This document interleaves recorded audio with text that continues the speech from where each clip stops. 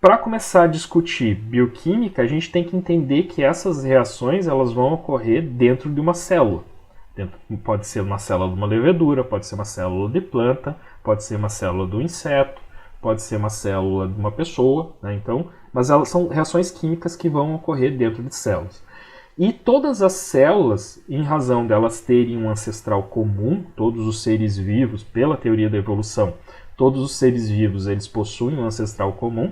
Essas reações químicas, elas têm, essas células, elas têm características próprias que vão definir as características dos processos químicos que ocorrem dentro da célula.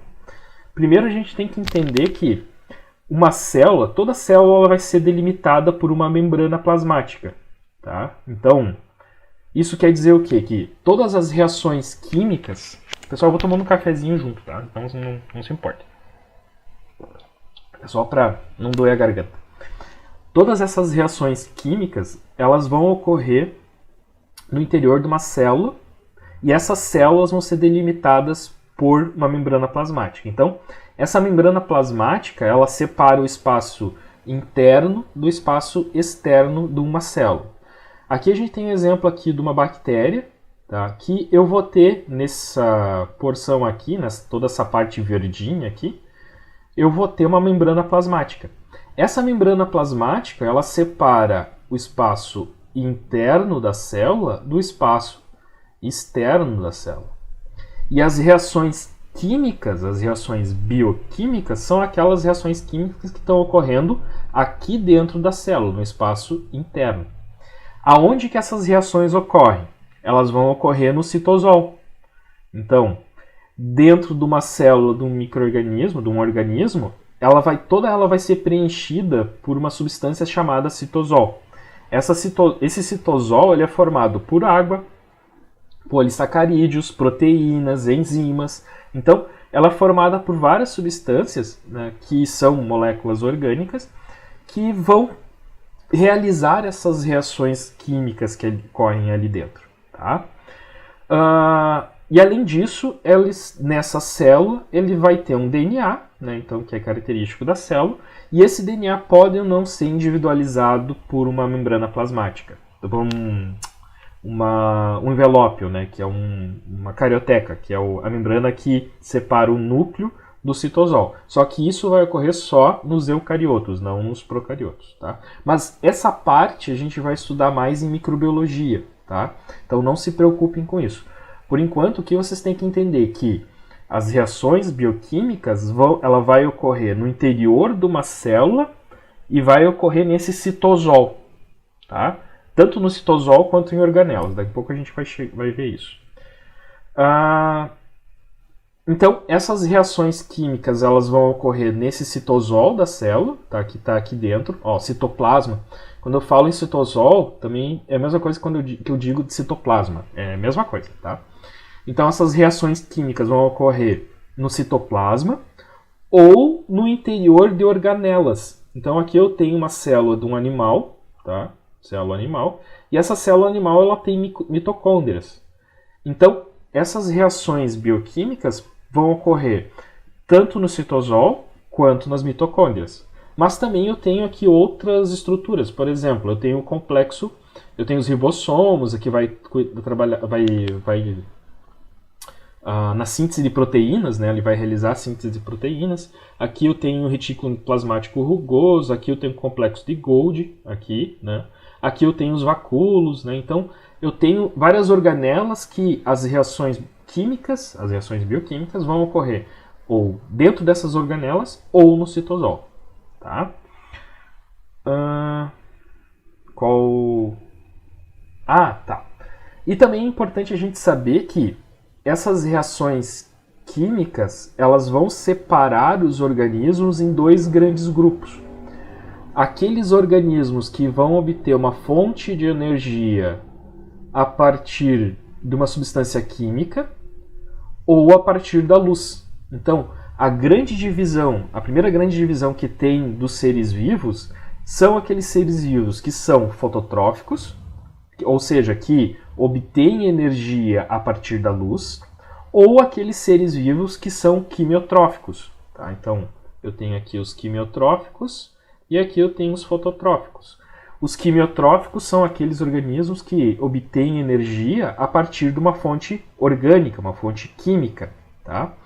Então, aqui existe aí uma maior classificação, a gente vai separar grupos de indivíduos, né? Mas a gente não vai discutir isso agora, que a gente vai discutir isso em microbiologia, tá? Então eu não vou abordar isso agora. Mas essas células, o metabolismo químico da célula, então separa esses organismos em dois grandes grupos.